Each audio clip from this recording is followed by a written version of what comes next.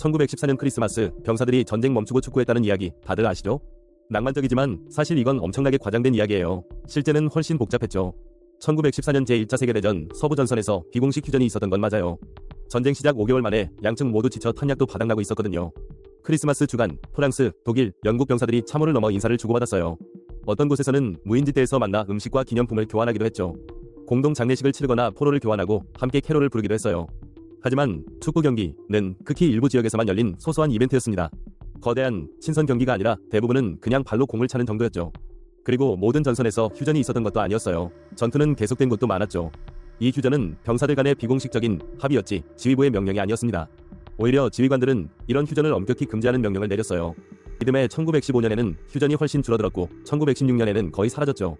전쟁이 더 잔인해지면서 병사들 스스로도 휴전에 대한 마음이 사라졌거든요. 결국 크리스마스 휴전은 전쟁 중 잠깐의 인간적인 순간이었던 겁니다. 축구 경기보다 적군끼리 시체를 수습하고 인사 나눈 게 더 흔한 풍경이었답니다. 그러니 이제 크리스마스 휴전 이야기 들으면 축구 경기는 좀 걸러 들으세요. 진짜 이야기는 더 감동적이고 동시에 전쟁의 비극을 보여주니까요. 역사는 언제나 우리가 아는 것보다 더 복잡하고 흥미롭답니다. 다음번엔 어떤 역사 팩트 체크를 해볼까요? 댓글로 알려주세요. 라스푸틴이 러시아 제국을 주무른 요승이라고 알고 있죠? 황제를 조종하고 제국 몰락을 앞당긴 장본인이라고요? 하지만 라스푸틴의 권력은 우리가 생각하는 것만큼 절대적이지 않았어요. 그는 황태자 알렉세이의 혈우병 치료를 도왔을 뿐이죠. 황후 알렉산드라는 아들을 살리려는 필사적인 어머니였을 뿐이고요. 그녀는 라스푸틴이 아들을 낳게 해준다고 믿었을 뿐이었어요. 라스푸틴이 궁정 인사를 좌지우지했다는 것도 과장이에요. 황제는 중요한 결정을 할 때 강요들과 상의했고 라스푸틴은 황후의 조언자였죠.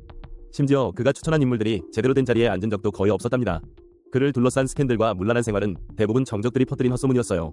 러시아가 1차 세계대전에서 패배하자 사람들은 희생양이 필요했죠. 그 희생양이 바로 음탕한 요승 라스푸틴이었던 거예요. 그의 죽음도 초인적인 생명력 때문이 아니라 암살자들이 서툴렀던 탓이었죠. 독극물은 효과 없었고 총상도 치명적이지 않았지만 결국 강물에 던져져 죽었답니다. 라스푸틴은 불운한 대타였을 뿐 제국 몰락의 진짜 원인은 훨씬 복잡했어요.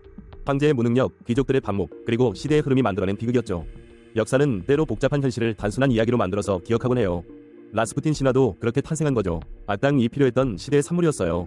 결국 라스푸틴은 불운한 인물일 뿐 제국을 무너뜨릴 힘은 없었습니다. 진짜 역사는 생각보다 훨씬 더 흥미롭고 복잡하답니다. 앤 볼린이 헨리 8세의 두 번째 왕비고 캐서린 왕비와 이혼하게 만든 장본인인 건 다들 아시죠? 근데 그녀가 마녀로 재판받았다는 이야기도 있다는 거 아세요? 공식 제목은 반역이었지만요. 앤 볼린의 마녀설은 그녀의 외모와도 관련 깊어요. 목에 작은 돌기, 손가락이 하나 더 있다는 소문이 돌았죠. 당시 이런 신체적 특징은 마녀의 증거로 간주되었거든요. 특히 그녀가 낳은 아들이 일찍 죽자 여론이 나빠졌고 아들을 못 낳는 건 마녀의 저주로 해석되곤 했어요. 아들을 간절히 원했던 헨리 8세는 그녀에게서 아들을 얻지 못하자 실망했죠. 이런 상황은 그녀가 마법으로 왕을 유혹했다는 소문을 부추겼어요. 심지어 불륜 죄목도 마녀설과 연결되어 왕을 마법으로 유혹 후 다른 남자들과 관계를 맺었다는 주장까지 나왔죠. 물론 이 모든 건 헨리 8세가 그녀를 제거하기 위한 명분이었지만요. 결국 앤 볼린은 반역죄로 런던탑에서 처형당했습니다. 공식적으로는 마녀가 아니었지만 그녀의 삶은 마녀 사냥처럼 끝났죠. 흥미로운 건 마녀설이 그녀의 죽음 이후에도 계속 따라다녔다는 거예요. 정말 역사 속 여성들은 쉽게 마녀로 몰렸던 것 같네요. 앤 볼린의 이야기는 권력과 편견의 무서움을 보여줍니다. 역시 역사는 승자의 편에서 쓰인다는 걸 다시 한번 깨닫게 됩니다. 공식적으로는 마녀가 아니었지만 그녀의 삶은 마녀 사냥처럼 끝났죠. 흥미로운 건 마녀설이 그녀의 죽음 이후에도 계속 따라다녔다는 거예요. 정말 역사 속 여성들은 쉽게 마녀로 몰렸던 것 같네요. 앤 볼린의 이야기는 권력과 편견의 무서움을 보여줍니다. 역시 역사는 승자의 편에서 쓰인다는 걸 다시 한번 깨닫게 됩니다. 여름 없는 해라고 들어보셨죠? 1816년 유럽은 너무 추워 작물이 전멸했어요. 단순한 이상기후였다고요? 사실은 더 드라마틱합니다. 진짜 범인은 인도네시아 탐보라 화산이었어요. 1815년 이 화산은 역사상 최대 규모로 폭발했죠. 화산재와 가스가 햇빛을 막아 지구 온도를 뚝 떨어뜨렸어요. 평균 기온 0, 7도 하락으로 여름이 사라질 만하죠.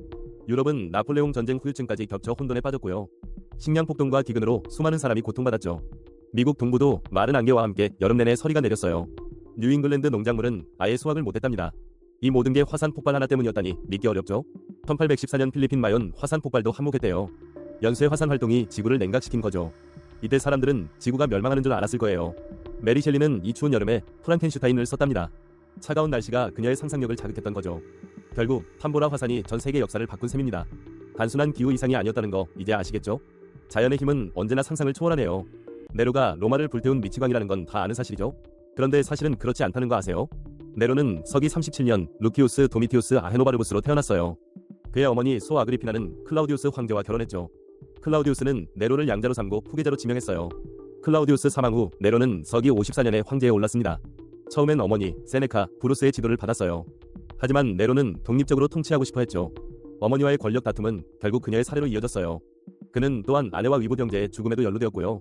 그러니까 도시를 태운 방화범이 아니라 가족 드라마의 주인공이었네요. 네로는 사실 외교, 무역, 문화에 중점을 두었어요. 원형 극장을 짓고 경기를 장려했죠. 그리고 놀랍게도 그는 배우, 시인, 음악가로 직접 공연했어요. 귀족들은 이걸 천한 직업으로 여겨 크게 스캔들화했죠. 서기 64년 로마 대화제는 네로가 시작한 게 아닙니다. 오히려 그는 구호 활동을 조직하고 피해자들을 도왔어요. 그가 로마가 불타는 동안 바이올린을 폈다는 신화는 프로파간다예요. 적들이 그를 비방하기 위해 퍼뜨린 소문이죠. 결론적으로 살인적인 자기애가 강한 인물이었지만 우리가 알던 방화범은 아니었네요. 세난 제도가 원래 미국 땅인 줄 아셨죠? 하지만 이 섬들은 한때 미국도 캐나다도 아니었어요. 1800년대 중반 미국과 영국, 캐나다를 지배, 이 서로 자기 땅이라고 주장했죠. 특히 국경선이 문제였는데 지도에 두 가지 선이 있었어요. 하나는 밴쿠버 섬 북쪽으로, 다른 하나는 세난 제도를 가로질렀죠. 결정적인 사건은 바로 돼지 전쟁이었어요. 미국 농부가 영국인 소유의 돼지를 쏴 죽인 게 발단이었죠. 단순한 돼지 사건이 양국 군인들의 대치로 이어졌습니다. 다행히 실제 전투는 없었고 12년간 군사 대치가 이어졌어요. 이게 완전 반전이죠. 전쟁이 아니라 말 그대로 돼지 때문에 벌어진 사건이라니. 결국 독일 황제 빌헬름 1세가 중재에 나섰어요. 1872년 그는 세난 제도가 미국의 영토라고 판결했죠. 이 판결로 국경선이 최종 확정된 거예요. 그러니 이제 세난 제도를 보면 돼지 전쟁을 떠올리세요. 재미있게도 양국 군인들은 대치 기간 동안 서로를 방문하고 파티도 열었대요. 피 한 방울 흘리지 않고 국경이 정해진 아주 유니크한 역사죠. 세난 제도는 푸른 자연과 더불어 이런 흥미로운 이야기도 품고 있어요. 다음에 섬에 가시면 역사의 이면을 즐겨보세요. 역시 역사는 작은 돼지 한 마리에도 뒤집히네요. 다음엔 또 어떤 상식을 뒤집어 볼까요? 여러분, 포춘 쿠키가 중국 음식이라고 다들 알고 계시죠? 그런데 사실 포춘 쿠키는 중국에서 만들어진 게 아니에요. 정말 반전이죠? 진짜 기원은 따로 있거든요. 포춘 쿠키는 19세기 말 일본계 이민자들이 미국으로 가져온 과자에서 시작됐어요. 원래 일본에서는 치즈무라 센베이라고 불리는 차와 함께 먹던 쿠키였죠. 그때는 오늘날처럼 행운 번호 나 중국어 문구는 없었답니다. 미국 서부 해안가 일본 식당들이 손님들에게 주기 시작하면서 유명해졌어요. 제2차 세계대전이 터지며 일본인들이 강제 수용되자 상황이 바뀌었죠. 일본인들이 떠난 자리를 중국인들이 채우면서 포춘 쿠키 생산도 중국계로 넘어갔어요. 그때부터 중국 식당 디저트 이미지가 굳어진 거예요. 재밌는 건 중국 본토에서는 포춘 쿠키를 거의 볼 수 없다는 사실. 심지어 중국인들도 이걸 서양 음식으로 알아요. 1980년대에 한 회사가 포춘 쿠키를 중국에 수출하려다 실패한 적도 있대요. 미국에서 연간 수십억 개가 팔리는데 90%가 뉴욕과 샌프란시스코에서 생산돼요. 가장 큰 공장은 샌프란시스코의 워크인드 푸드예요. 이 공장에서는 하루에 약 400만 개의 포춘 쿠키를 만든다고 해요. 가끔 행운, 대신, 엉뚱하거나 심지어 틀린 메시지도 나온답니다. 어떤 사람은 로또 당첨 번호를 받아서 진짜 대박이 나기도 했어요. 알고 보니 포춘 쿠키는 메이드 인 아메리카의 상징이었네요. 역시 역사 속에는 우리가 모르는 반전이 참 많죠. 마리 큐리가 위대한 과학자라는 건 다들 알죠? 하지만 빛나는 업적 뒤에는 충격적 진실이 숨어 있어요. 그녀는 다른 분야에서 노벨상을 2번이나 받았어요. 방사능이란 용어도 그녀가 직접 만들었죠. 이 모든 영광은 그녀에게 엄청난 대가를 치르게 했어요. 당시엔 아무도 방사능 위험성을 몰랐거든요. 라듐과 폴로늄을 발견했지만 독성은 상상 이상이었죠. 퀴리 부인은 방사능 물질을 주머니에 넣고 다녔어요. 책상 위에 두고 아름답다며 감상까지 했다네요. 그녀의 연구실은 방사능 수치가 엄청나게 높았어요. 결국 그녀는 재생불량성 빈혈로 세상을 떠나게 됩니다. 그녀의 유품은 아직도 방사능에 오염되어 있어요. 1500년 후에나 안전하게 만질 수 있다고 해요. 책과 요리책까지 방사능 수치가 높다니 믿기지 않죠? 심지어 묘지에서까지 방사능이 검출될 정도였어요. 지금은 납관에 안치되어 안전하게 보관 중입니다. 인류에게 빛을 줬지만 자신은 빛 때문에 쓰러진 비극이죠. 그녀의 이야기는 과학의 양면성을 보여주는 슬픈 교훈이에요.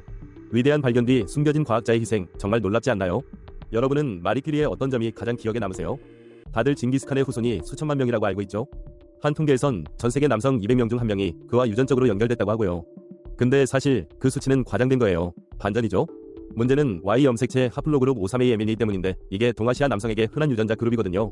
징기스칸 일족 후손은 특정 하플로그룹 C2B1A1B1이 많다고 알려졌지만 이것만으로 징기스칸 후손이라고 단정하기는 어렵습니다.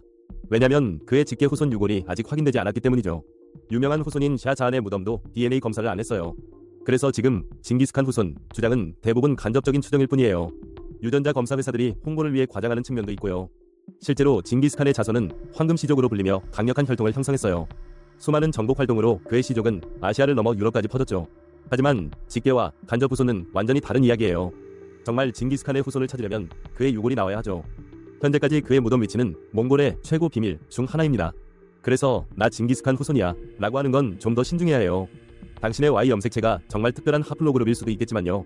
그게 징기스칸의 직계 후손이라는 증거는 아니니까요. 결국 징기스칸의 후손 논란은 아직 미해결 상태인 거죠.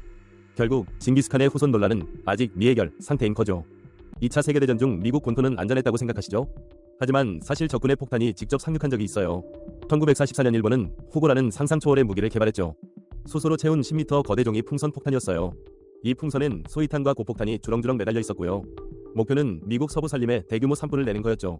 무려 9,000개가 넘는 풍선이 발사됐다는 사실 아시나요? 제트기류를 타고 며칠 만에 태평양을 횡단했답니다. 이게 바로 최초의 대륙간 무기 시스템이었죠. 도착지는 미국, 캐나다, 심지어 멕시코까지였어요. 놀랍게도 고작 300개 정도만 발견되거나 목격되었고요.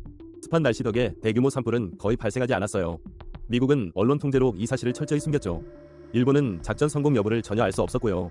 하지만 비극이 발생했어요. 1945년 5월 오리건에서요. 교회 피크닉 중이던 6명의 민간인이 폭탄에 희생됐어요. 이는 2차 세계대전 중 미국 본토 유일의 적군 공격 사망자였죠. 아무도 예상 못한 조용한 침공이었던 셈이죠. 역사는 정말 예상치 못한 곳에서 터지네요. 소름 돋죠? 역사는 정말 예상치 못한 곳에서 터지네요. 소름 돋죠?